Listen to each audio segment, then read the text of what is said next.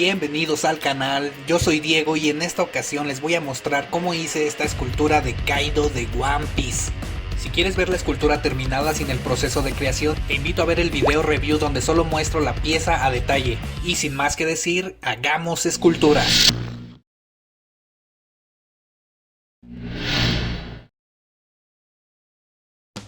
Para comenzar, formé una estructura de alambre muy básica y la empotré a una base de madera. Este tipo de estructuras no tiene los refuerzos necesarios para sostener el peso de una escultura. Por esto, tengo que modelar el personaje comenzando desde los pies hacia arriba. Voy a rellenar la estructura con papel aluminio y trataré de poner una cantidad considerable porque la escultura va a ser muy grande y el personaje es muy corpulento. Entonces, si no le ponemos relleno a la estructura, vamos a gastar mucho material. Pues sí, güey, no mames. Comenzaré por hacer los pies y las piernas. Voy a modelar las botas del personaje y agregaré una primera capa de material a las piernas. Cuando esto haya secado, voy a agregar una primera capa de material en todo el cuerpo del personaje, pero para esto voy a utilizar porcelana fría. Esto para ahorrar del material principal que estoy utilizando, que es la plastilina epóxica. Esto de cambiar un material por otro no es una obligación. Yo lo utilizo para ahorrar el material más importante o más escaso y gastamos el material del que tenemos de sobra o utilizamos menos. También se utiliza cuando el material principal que estamos utilizando carece de las propiedades que vamos a necesitar para la escultura, como vamos a ver más adelante. Una vez que haya secado por completo la capa de porcelana fría, que por cierto tarda mucho en secar, comenzaré a agregar material en las piernas para formar lo que es el pantalón. Esto va a requerir de mucho material. Y una vez puesto el volumen necesario, voy a modelar los pliegues de la ropa. Para esto estoy utilizando una herramienta con forma como de una cuchara alargada. No soy experto utilizando estas herramientas, pero creo que no hay un estándar muy rígido para utilizarlas. Cada persona puede modelar partes específicas de la escultura con una herramienta diferente. Aunque una herramienta esté hecha para un uso específico, cada quien le puede dar el uso que su imaginación le permita. Y esto me parece excelente. ¿Son indispensables para comenzar a hacer una escultura? No. Al principio yo no las utilizaba, mi herramienta principal eran los dedos y en algunas ocasiones utilizaba algún cúter o un palillo, pero creo que utilizar este tipo de herramientas para modelar te lleva a nuevos horizontes. Para hacer la musculatura del personaje voy a colocar músculo por músculo, esto después de haber puesto una capa de plastilina epóxica en todo el cuerpo. Incluso para la musculatura de un personaje son importantes las texturas. Estas pueden hacer la diferencia en el acabado final de tu pieza. He visto figuras de estudios profesionales donde detallan a un nivel muy grande la piel. Son trabajos que te dejan sin palabras.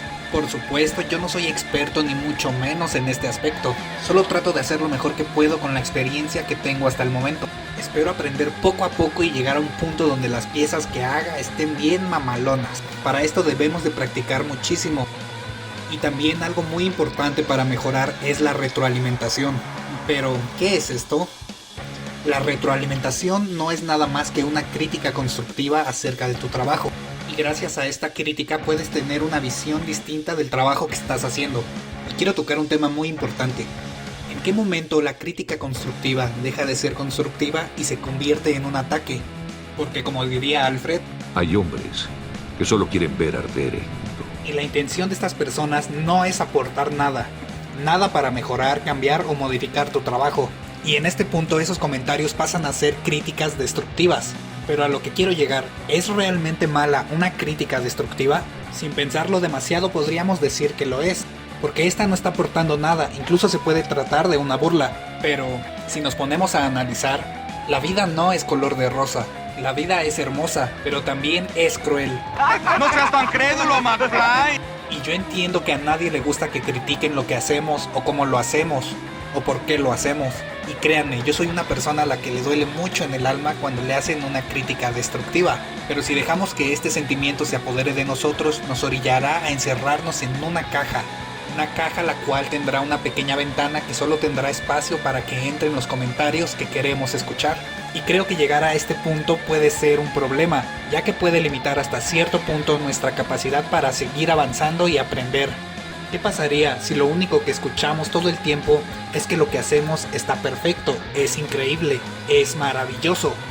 pues podemos llegar a pensar que ya no hay nada más por mejorar, que somos un Dios encarnado en la tierra. Posiblemente que si alguien nos dice lo contrario, reaccionemos de forma negativa, o nos moleste, o desacreditemos totalmente ese comentario. Y creo que la intolerancia no está nada chida. Por otro lado, hay personas que con las mejores intenciones del mundo miran la obra de alguien que está comenzando y para animarlos e incentivarlos a seguir mejorando y aprendiendo, le comentan que su trabajo es magnífico, impecable, pero ausentando totalmente una crítica constructiva u objetiva. Justo en este punto es donde yo creo, no afirmo, que estas acciones le hacen mucho daño a las personas que están iniciando a hacer esculturas o cualquier otro tipo de trabajo, por supuesto. Reitero, yo sé que estas personas lo hacen con la mejor intención posible, pero al no existir una crítica, sugerencia u observación, el escultor principiante no tiene herramientas en las cuales apoyarse para mejorar. Entiendo que hay muchos videos que nos enseñan técnicas, procedimientos o métodos para mejorar y que cada persona se las ingenia para mejorar apoyándose de todo el material posible. Pero así como tomar un curso de modelado o un tutorial, la crítica constructiva es otro factor que te puede ayudar a mejorar. Y ahora, volviendo al principio, ¿es mala una crítica destructiva? No una crítica constructiva, porque esa te ayuda definitivamente. ¿Tienen que erradicarse las críticas destructivas? ¿Qué diría usted, Dr. Cocoon? Yo diría que sí. Y lo que yo creo es que no. Porque como ya lo mencioné antes, la vida no es color de rosa. Y tampoco es solo blanco o negro. Hay matices. Porque si nos vamos a lo negro, encontramos las críticas destructivas, o burlonas o hirientes. Y si nos vamos al blanco, nos encontramos con los comentarios sin crítica alguna, que solamente enaltecen nuestro ego. Y entonces, ¿qué podemos hacer? Pues buscar un punto medio, los tonos grises. Ahí es donde entra la crítica constructiva, que tal vez nos duela un poco porque están atacando algo que hicimos con mucha dedicación, lo cual depende también del tono en el que se exprese la persona. Porque hay quienes, aunque tengan la mejor intención posible, sus comentarios suelen sonar un poco duros. Y también hay personas que destacan lo mejor de tu trabajo y también resaltan lo peor. Creo que eso es lo mejor que nos pueden decir respecto a nuestro trabajo. Pero hay algo que debemos de tener en mente todo el tiempo. Las críticas destructivas no van a desaparecer. Son parte de nuestra vida, de nuestro ser, de nuestra naturaleza humana. Por lo cual debemos aprender a vivir con ello. Entonces, si alguien te critica con un tono burlón o ofensivo, simplemente déjalo pasar. Es tan fácil como eso. En el mundo digital, claro está. O de esa crítica destructiva puedes tomar lo que te pueda servir.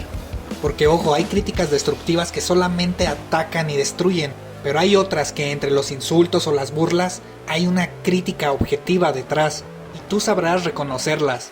Porque recuerda, esos trolls nunca van a desaparecer, y si tú te quieres encerrar en un espacio 100% de confort, puede traer malas consecuencias. Y platícame, ¿qué piensas tú acerca de este tema? Porque creo que es un tema digno de debate. Pero vamos a continuar con la escultura, específicamente en la textura del pantalón. Recubrí todo el modelado ya hecho de los pliegues con una delgada capa de material.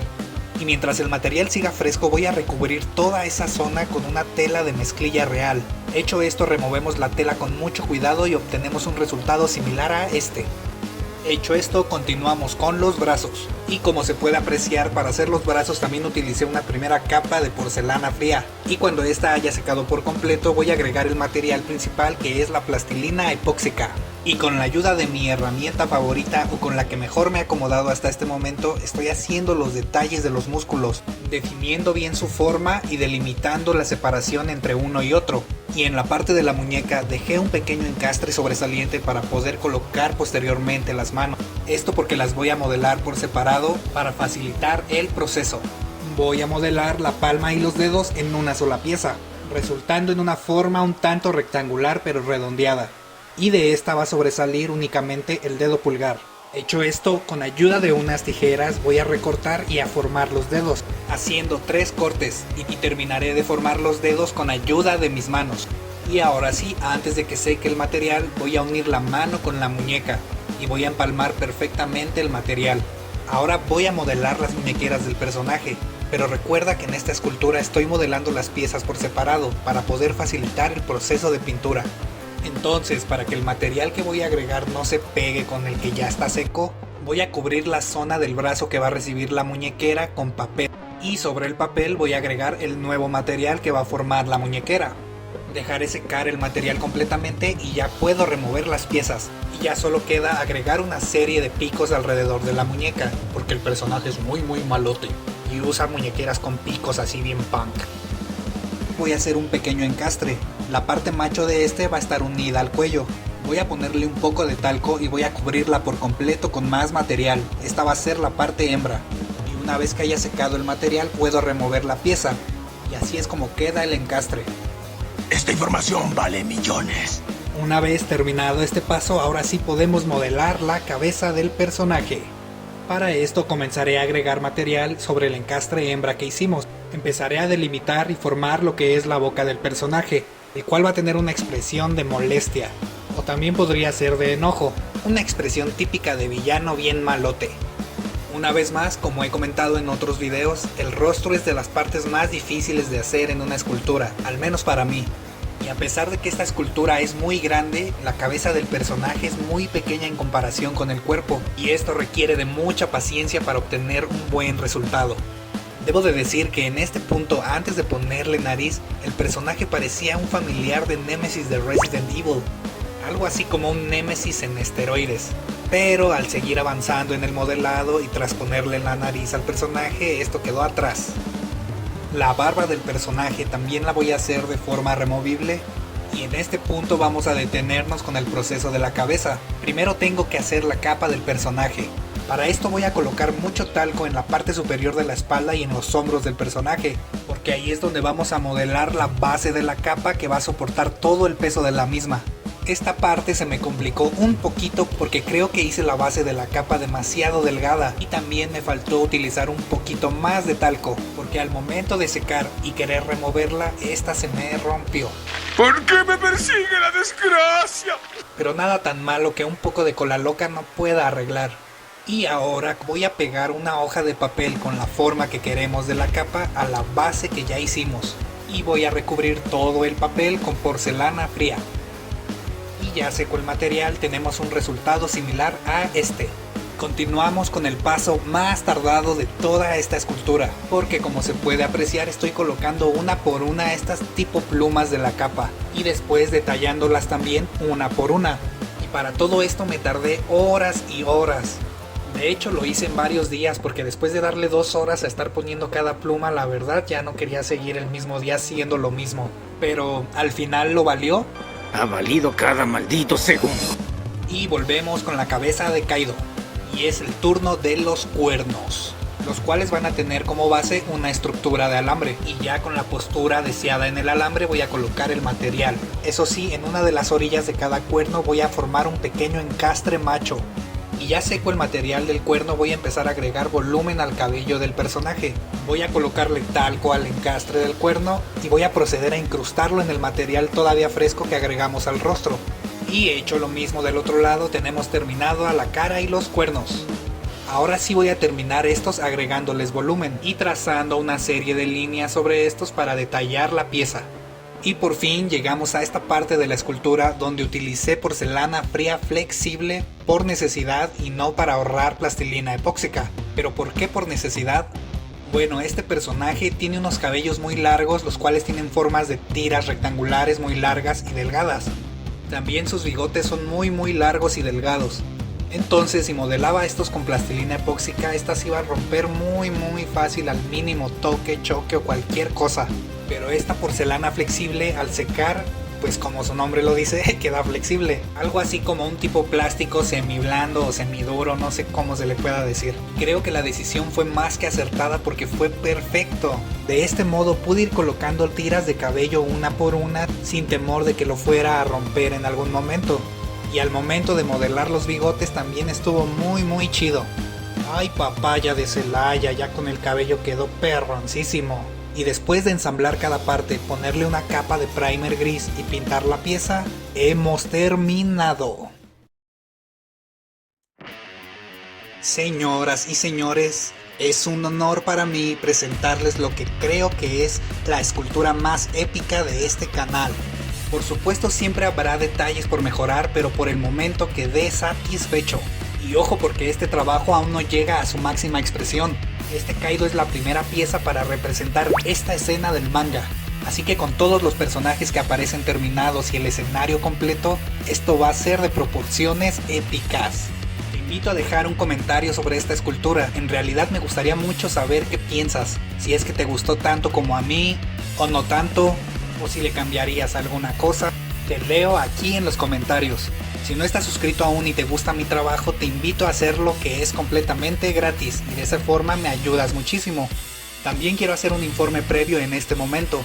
Acabo de activar la sección de miembros del canal, para lo que he estado planeando los beneficios que les voy a otorgar, lo cual voy a explicar completamente a detalle en un próximo video. Si te gusta esta serie de One Piece, te invito a ver las otras esculturas que he hecho de la misma. Te dejo el link en un comentario, en la descripción y en una tarjeta. Si te gusta el mundo de los videojuegos, los cómics, el anime o las series, este es tu espacio. Por mi parte es todo en esta ocasión. Recuerda que en el mundo de la escultura siempre hay algo nuevo para aprender. Yo soy Diego y sin más que decir, ahí nos solemos.